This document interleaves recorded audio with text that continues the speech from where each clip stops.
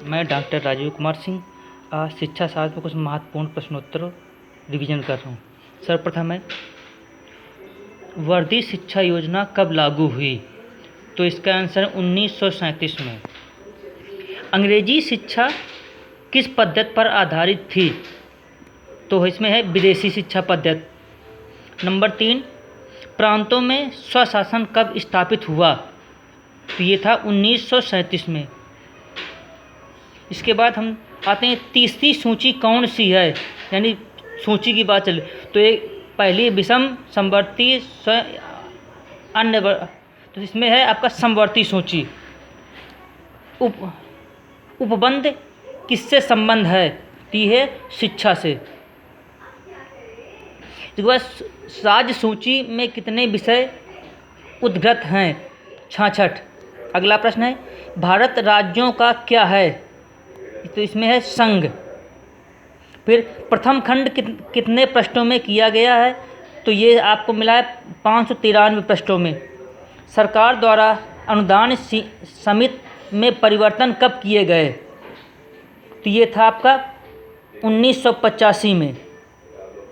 इसके बाद आता है, ग्रामीण उच्चतर शिक्षा समिति का निर्माण कब हुआ? तो ये 1954 में। फिर सरकार नेटवर्क ऑपरेशन पर मालिकाना हक किसका होगा?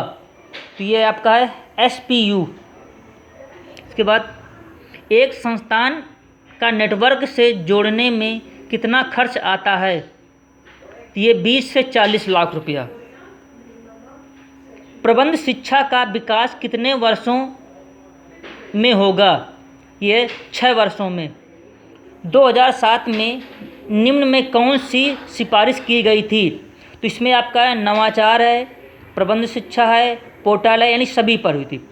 शिक्षा नीति कब लागू हुई? तो ये 1986 में।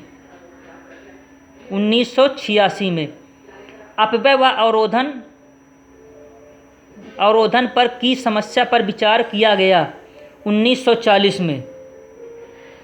पारिवारिक कारण में सबसे बड़ा कारण क्या है? तो यह है निर्धनता। प्राचीन काल में भारत में कितने इंजीनियर कॉलेज थे? यानी प्राचीन भारत की बात चले, यानी आप पर एक कॉलेज थे। शिक्षा का जनसंचार का माध्यम है टेलीविज़न।